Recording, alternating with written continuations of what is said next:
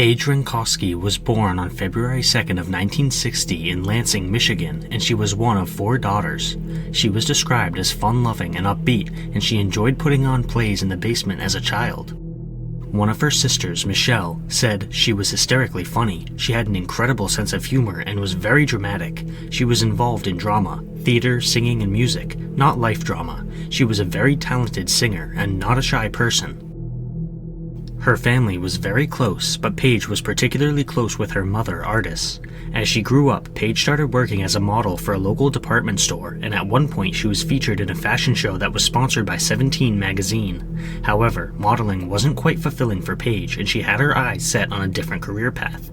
She wanted to become an educator, and she began this career as a substitute teacher at Educational Childcare Center in Lansing. A neighbor stated that Paige was a sweetheart who lectured my kids about not getting in cars with strangers. She was like my kid, their sister.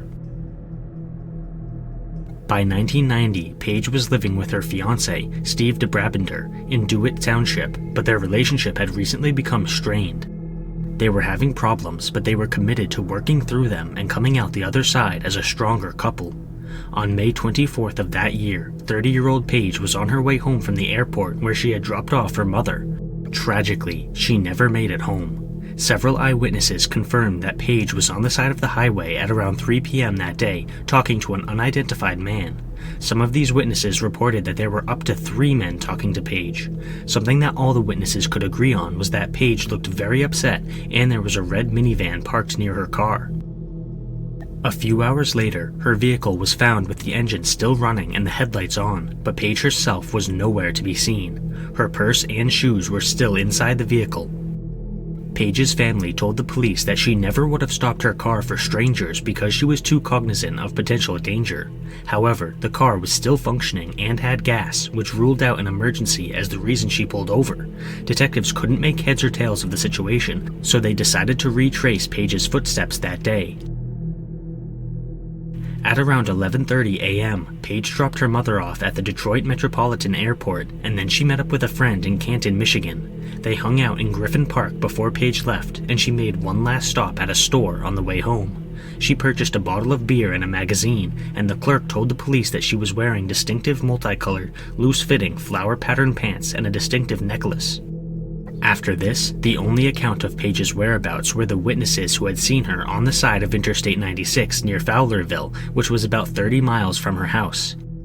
Between 3 and 3:30 p.m., she was seen speaking with at least one black man who was between the ages of 20 and 30 years old. One witness claimed that the man had guided Paige to his van at one point. A police deputy arrived at the scene sometime between 6 and 7:30 to find Paige's car idling on the shoulder. Her purse was still full of money and the beer she had purchased was open inside a paper bag. Strangely enough, the deputy did not consider this to be concerning and he simply had the car towed. There were no obvious signs of damage to the vehicle. When Steve realized that his fiancée wouldn't be coming home, he called Ardis and then one of Paige's sisters, but they hadn't seen her either. That's when Steve reported her missing. Ardis said, "I just knew that something was very, very wrong, and when they called me about midnight and said they found the car, I was numb, absolutely numb." Once Paige had been reported missing, her car was finally processed as a crime scene and the authorities were able to conduct a much more thorough examination of the interior. There was no blood or DNA, but they managed to find numerous fingerprints and palm prints that had never been identified. A detective who worked on the case named Ed Moore stated that there were no signs of a struggle or anything else. We just don't have the foggiest idea of what happened. We can't speculate at all because we don't know enough. We have talked to her fiancé as well as several other people, and we feel the circumstances are real suspicious. Detectives began to formulate hypotheses about why Paige had stopped her car that fateful day. One theory was that the unidentified man had flashed a fake police badge to get her to pull over, and this seemed very plausible because that same kind of behavior had been an issue in that area before. However, this didn't explain why her headlights were on in the middle of the day or why her hazards were off. It was also strange that she left her shoes inside the vehicle when she got out. The police questioned Paige's loved ones, and Steve was ruled out as a suspect. The relationship difficulties they were having were normal pressure points for a romantic relationship, and there was nothing that tied him to Paige's disappearance. Steve, alongside Paige's family and 150 volunteers, distributed thousands of missing persons posters to multiple states.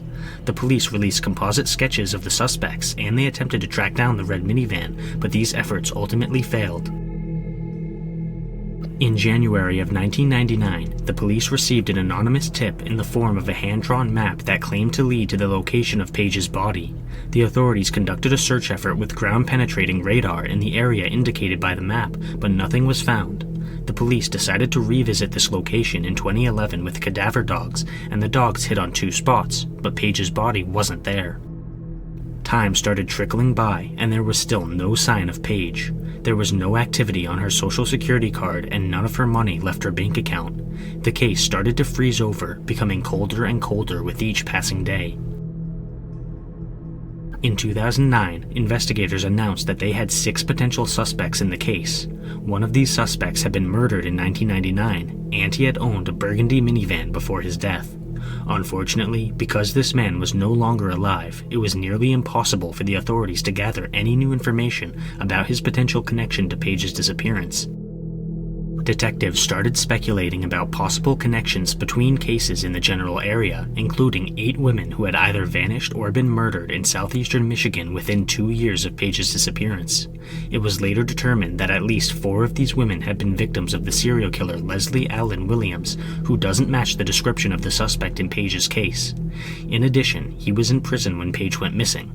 Interestingly enough, one of Leslie's cellmates was considered a suspect at one point, but it's unclear exactly why this was the case.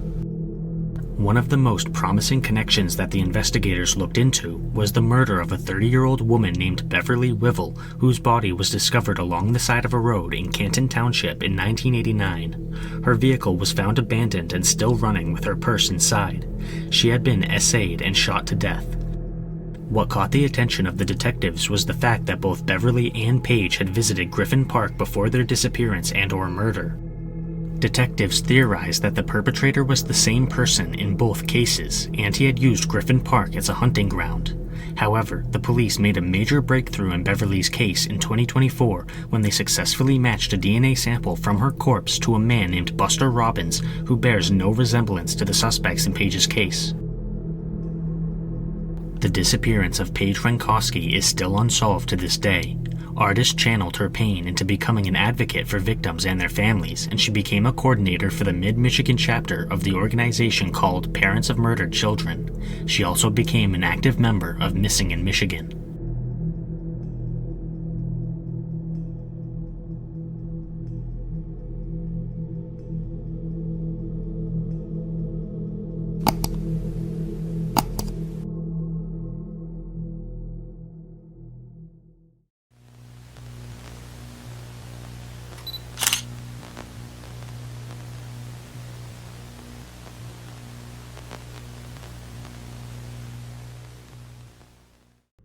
Adele Marie Wells was born on January 1st of 1951, and she was one of 7 children. The family resided in Flint, Michigan, where Adele's father, Carl, was employed by the Chevrolet engine plant. Adele's mother, Martha, stayed at home with the children, but Carl wasn't very good at managing money, so the family was relatively poor. Adele was described as trusting and kind, a wonderful child who was very loved by her family. Her little brother, John, stated that Adele was his best friend. On the morning of November 21st, 1958, 7-year-old Adele was leaving her grandmother's house when she mysteriously disappeared. She was supposed to return home for lunch and then go to school that afternoon, but she never made it to either location. Adele had a cold that day, so she stayed home with her mother and younger sister, but she started feeling better within a few hours, and she decided she could go to school in the afternoon. Martha helped Adele get ready for school, then asked her to stop by her grandmother's house just down the street to show off her outfit for the day. Adele did exactly that, and her Aunt Rachel hugged her goodbye before she left. She didn't realize that was the last time she would ever see the little girl. Rachel said, "I thought about it every time my children left and went somewhere. I don't ever tell them goodbye." When Adele failed to return home for lunch that day, Martha started to worry, and she sent one of Adele's sisters out to look for her. When the little girl was nowhere to be found, the family assumed that Adele had walked directly to school instead of coming home first. But after classes ended that day and Adele's siblings came home without her, Martha knew that something was wrong. She called Carl at work and told him about the situation. Adele was finally reported missing at 5 p.m. and the Flint Police Department dispatched officers to the Wells residence. After questioning the Wells, they searched the neighborhood. Over the next 2 days, the search effort expanded to include more land and nearby bodies of water. More than 1,200 people were involved in the effort, including police officers, firefighters, detectives, and volunteers, but there was no sign of the little girl anywhere. Investigators visited the homes of friends and family, but nobody had any information on Adele's whereabouts. Her family was certain that she had not run away, seeing as her home life was safe and comfortable, and she received plenty of love from her family. She must have been taken against her will, and this theory became very credible after several disturbing eyewitness accounts came to light. The first witness reported seeing a black man with a light complexion carrying a young girl who resembled Adele into his car, which was a black Chevrolet with a damaged fender. Following this, multiple children in the local community also came forward to report that a man had attempted to lure them into his black car just days before Adele went missing. Yet another witness claimed to have seen a child who resembled Adele getting into a vehicle with 2 men near the local school. A classmate of Adele's reported seeing a girl who looked like her getting beaten in the woods near the school. Finally, a couple heard a young girl loudly screaming in the distance while they vacationed at a cottage on Wampler's Lake. This couple attempted to investigate the origin of the screams, but when they drove to the location where they had heard the noise, there was nothing suspicious. Adele's disappearance left her family emotionally devastated, and they never recovered. Martha and Carl's marriage fell apart, resulting in Carl moving out of the house. Martha spent several long stretches in mental hospitals due to the trauma she suffered from her daughter's disappearance, and the rest of her children were cared for by their grandparents. One of Adele's sisters, Carol, said, "My mama was a happy homemaker. She didn't ask to have that happen to her. It kind of destroyed her." Social workers eventually removed Adele's siblings from their grandparents' house and placed them in the foster care system. Unfortunately, rumors and speculation spread like wildfire throughout the community, with many people pointing their fingers at Adele's family. However, no evidence has ever been found to suggest a connection between her family and the disappearance. Even through her mental health crises, Martha maintained hope that her daughter was alive and well somewhere. Carl distanced himself from his children after the divorce, but Adele's brother John tried to maintain a relationship with him. This came to an end when Carl shot John in 1992. Nobody seems to know what caused this event, but John didn't want his father to go to prison, so he pleaded with the judge for leniency. Carl was placed on probation.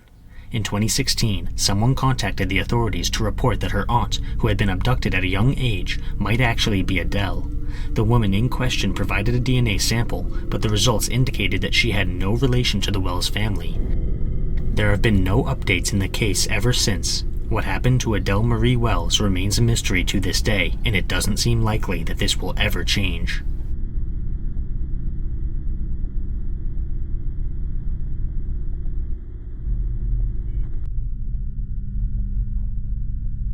Click the join button to become a member today. Channel members receive exclusive content as well as early access to all my content.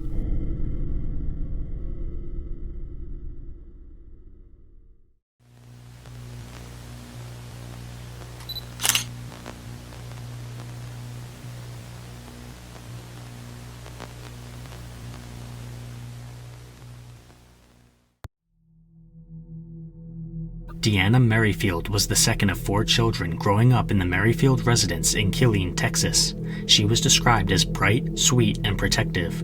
She enjoyed riding her bike and exploring creeks near her home. Deanna's family was close-knit, but they also had their fair share of troubles. Her mother, Laurel, was hospitalized in 1989 for complications that stemmed from alcohol addiction. Not long after this, Deanna and her sister Rebecca told their grandmother that Laurel's husband, Roy, had been abusing them. An investigation was opened and 3 of the children gave statements about Roy's abuse. One of these statements was later recanted and another one lacked enough evidence to be deemed credible, but Deanna's statement led to criminal charges being filed against Roy. In October of 1989, he was convicted of indecency with a child and he was sentenced to 10 years of probation, in addition to being registered as a sex offender. Following this, the family split apart, with Deanna and Rebecca staying with their uncle and the other siblings living elsewhere. Deanna eventually moved into her grandmother's home.